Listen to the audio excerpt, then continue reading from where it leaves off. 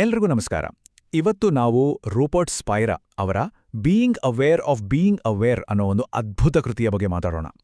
ನಿಜವಾದ ಸಂತೋಷ ಅಂದ್ರೆ ಏನು, ನಮ್ಮ ಪ್ರಜ್ಞೆನ ನಿಜವಾದ ಸ್ವರೂಪ ಏನು, ಈ ಎಲ್ಲಾ ಪ್ರಶ್ನೆಗಳಿಗೆ ಉತ್ತರ ಹುಡುಕೋ ಪ್ರಯತ್ನ ಮಾಡೋಣ. ಈ ನಮ್ಮ ಹುಡುಕಾಟ ಶುರು ಆಗೋದೇ ಒಂದು ಮೂಲಭೂತ ಸಮಸ್ಯೆಯಿಂದ.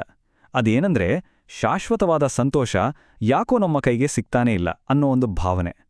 ಹೆನ್ರಿ ಡೇವಿಡ್ ಥೋರೋ ಹೇಳಿದ ಹಾಗೆ ಹೆಚ್ಚಿನ ಜನರು ಒಂದು ರೀತಿ ಮೌನ ಹತಾಶೆಯ ಜೀವನವನ್ನೇ ನಡೆಸ್ತಾರೆ.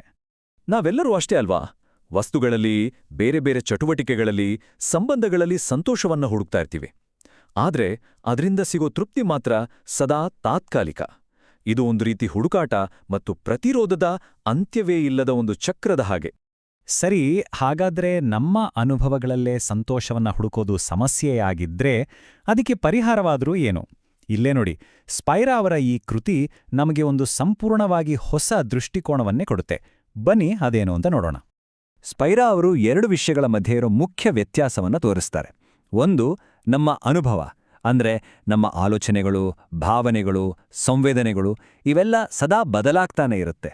ಇನ್ನೊಂದು, ಅರಿವು. ಇದು ಈ ಎಲ್ಲಾ ಅನುಭವಗಳನ್ನು ತಿಳಿದುಕೊಳ್ಳುವ ಒಂದು ಹಿನ್ನೆಲೆ.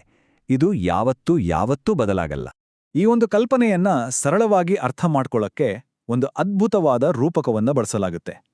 ನಮ್ಮ ಅರಿವನ್ನ ಒಂದು ಸಿನಿಮಾ ಸ್ಕ್ರೀನ್ಗೆ ಅಂದ್ರೆ ಪರ್ದೆಗೆ ಹೋಲಿಸಬಹುದು. ಮತ್ತು ನಮ್ಮ ಜೀವನದ ಎಲ್ಲ ಅನುಭವಗಳು ಅಂದ್ರೆ ನಮ್ಮ ಸುಖ ದುಃಖ ಯೋಚನೆಗಳು ಎಲ್ಲವೂ ಆ ಸ್ಕ್ರೀನ್ ಮೇಲೆ ಓಡ್ತಾ ಇರೋ ಸಿನಿಮಾ ಇದ್ದಾಗೆ. ಬಣ್ಣ, ನಾಟಕ, ಸದ್ದುಗದ್ದಲ ಎಲ್ಲವೂ ಇರುತ್ತೆ. ಹಾಗಾದ್ರೆ ಅಸಲಿ ವಿಷಯ ಏನಪ್ಪಾ ಅಂದ್ರೆ, ನಾವು ಆ ಜೀವನ ಅನ್ನೋ ಸಿನಿಮಾದ ಕಥೆಯಲ್ಲಿ ಅದೆಷ್ಟು ಮುಳುಗೋಗ್ತೀವಿ ಅಂದ್ರೆ ಆ ಸಿನಿಮಾ ಓಡ್ತಾ ಇರೋ ಆ ಸ್ಕ್ರೀನನ್ನೇ, ಆ ಅರಿವಿನ ಪರದೆಯನ್ನೇ ಸಂಪೂರ್ಣವಾಗಿ ಮರ್ತ್ಬಿಡ್ತೀವಿ. ಅದರ ಅಸ್ತಿತ್ವವೇ ನಮಗೆ ನೆನಪಿರಲ್ಲ. ಒಂದ್ವೇಳೆ ನಾವು ಆ ಪರದೆಯ ಗುಣಗಳನ್ನು ಅರ್ಥ ಮಾಡ್ಕೊಂಡ್ರೆ ನಮ್ಮ ನಿಜವಾದ ಸ್ವರೂಪವೇ ನಮಗೆ ಅರ್ಥ ಆಗತ್ತೆ. ಹಾಗಾದ್ರೆ ಈ ಅರಿವು ಅನ್ನೋ ಪರದೆಯ ಸ್ವಭಾವ ಆದ್ರೂ ಏನು? ಒಂದು ಸಿನಿಮಾ ಸ್ಕ್ರೀನನ್ನ ಯೋಜಿಸಿ. ಅದರ ಮೇಲೆ ಭಯಾನಕ ದೃಶ್ಯ ಬರಲಿ ಅಥವಾ ದುಃಖದ ದೃಶ್ಯ ಬರಲಿ, ಸ್ಕ್ರೀನ್ಗೇನಾದರೂ ಆಗುತ್ತಾ? ಇಲ್ಲ ಅಲ್ವಾ? ಹಾಗೇ ನಮ್ಮ ಅರಿವು ಕೂಡ ಯಾವಾಗಲೂ ಶಾಂತವಾಗಿರುತ್ತೆ. ಅದು ಸಂಪೂರ್ಣವಾಗಿರುತ್ತೆ. 20 ವರ್ಷಗಳ ಹಿಂದೆ ಹೇಗಿತ್ತೋ ಈಗಲೂ ಹಾಗೇ ಇರುತ್ತೆ, ಬದಲಾಗಲ್ಲ. ಮತ್ತು ಅದಕ್ಕೆ ಸಿನಿಮಾದ ಪಾತ್ರಗಳ ಹಾಗೆ ಯಾವುದೇ ಮಿತಿಗಳಿರಲ್ಲ. ಜೆ ಕೃಷ್ಣಮೂರ್ತಿಯವರ ಒಂದು ಮಾತು ಇದನ್ನ ಎಷ್ಟು ಚೆನ್ನಾಗಿ ಹೇಳುತ್ತೆ ನೋಡಿ. ಏನೇ ಆದ್ರೂ ನನಗೇನೂ ಚಿಂತೆ ಇಲ್ಲ. ಈ ಒಂದು ಅಚಲವಾದ ಶಾಂತಿ ಯಾವಾಗ ಸಿಗತ್ತೆ ಅಂದ್ರೆ ನಾವು ನಮ್ಮನ್ನ ಸಿನಿಮಾದ ಪಾತ್ರದ ಜೊತೆ ಅಲ್ಲ, ಬದಲಿಗೆ ಆ ಸ್ಕ್ರೀನ್ ಜೊತೆ ಗುರುತಿಸ್ಕೊಂಡಾಗ ಮಾತ್ರ. ಇದೆಲ್ಲ ಕೇಳೋಕೆ ಚೆನ್ನಾಗಿದೆ, ಆದ್ರೆ ಇದನ್ನ ನಮ್ಮ ಜೀವನದಲ್ಲಿ ಅಳವಡಿಸ್ಕೊಳ್ಳೋದು ಹೇಗೆ? ನಮ್ಮ ಗಮನವನ್ನ ಸಿನಿಮಾದಿಂದ ಸ್ಕ್ರೀನ್ ಕಡೆಗೆ ತಿರುಗಿಸೋದು ಹೇಗೆ? ಆ ದಾರಿ ಯಾವುದು? ಪುಸ್ತಕ ಹೇಳೋ ಪ್ರಕಾರ ಇದು ಹೊಸದಾಗಿ ಏನೋ ಸಾಧನೆ ಮಾಡೋ ದಾರಿಯಲ್ಲ, ಬದಲಿಗೆ ಈಗಾಗಲೇ ನಮ್ಮಲ್ಲಿ ಇರೋದನ್ನ ಗುರುತಿಸೋದು ಅಷ್ಟೇ. ಹಾಗಾದರೆ ಆ ಪರದೆಯನ್ನ ಗಮನಿಸೋದು ಹೇಗೆ?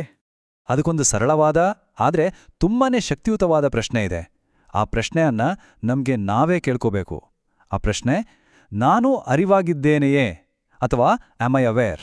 ಈ ಪ್ರಶ್ನೆ ಕೇಳಿದ ತಕ್ಷಣ ಹೌದು ಅಂತ ಮನಸ್ಸು ಉತ್ತರ ಕೊಡೋಕು ಮುಂಚೆ ಒಂದು ಸಣ್ಣ ಗ್ಯಾಪ್ ಇಡುತ್ತೆ ನೋಡಿ, ಒಂದು ಕ್ಷಣದ ಮೌನ. ಆ ಕ್ಷಣದಲ್ಲಿ ಏನಾಗುತ್ತೆ ಅಂದ್ರೆ ಅರಿವು ಬೇರೆ ಯಾವುದರ ಬಗ್ಗೆನೂ ಯೋಚಿಸದೆ ತನ್ನ ಬಗ್ಗೆ ತಾನೇ ಅರಿತುಕೊಡುತ್ತೆ.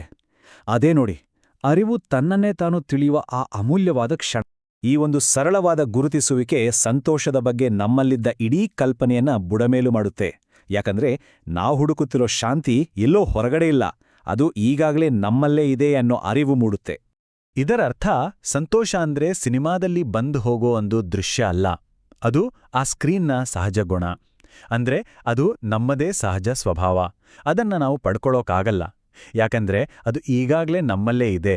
ಅದನ್ನ ಕೇವಲ ನಾವು ಕಂಡುಕೊಳ್ಬೇಕು ಅಷ್ಟೇ. ಒಂದು ಸುಂದರವಾದ ಸೂಫಿ ಹೇಳಿಕೆ ಇದೆ, ನಾನು ದೇವರನ್ನು ಹುಡುಕಿದೆ, ಸಿಕ್ಕಿದ್ದು ನಾನೇ. ನಾನು ನನ್ನನ್ನು ಹುಡುಕಿದೆ, ಸಿಕ್ಕಿದ್ದು ದೇವರೇ. ಇದರ ಅರ್ಥ, ನಾವು ಹುಡುಕುತ್ತಿರೋ ಆ ಶಾಂತಿ ಮತ್ತು ಅದನ್ನು ಹುಡುಕ್ತಿರೋ ನಾವು ಎರಡೂ ಬೇರೆ ಬೇರೆ ಅಲ್ಲ, ಒಂದೇ. ಹಾಗಾದ್ರೆ ಈ ಇಡೀ ಚರ್ಚೆಯನ್ನ ಒಂದೇ ಒಂದು ಪ್ರಶ್ನೆಯೊಂದಿಗೆ ಮುಗಿಸೋಣ. ಸಂತೋಷವನ್ನ ಹುಡುಕೋದ್ರಿಂದ ಹಿಡಿದು ಸಂತೋಷವೇ ಆಗೋವರೆಗಿನ ಈ ಪಯಣವನ್ನ ಈ ಪ್ರಶ್ನೆ ಹಿಡಿದಿಡುತ್ತೆ. ಒಂದು ವೇಳೆ ನಾವು ಹುಡುಕ್ತಿರೋ ಆ ಶಾಂತಿಯೇ ನಾವು ಹುಡುಕಾಟಕ್ಕೆ ಬಳಸ್ತಿರೋ ಆ ಅರಿವಾಗಿದ್ರೆ, ಇದರ ಬಗ್ಗೆ ಯೋಚಿಸಿ.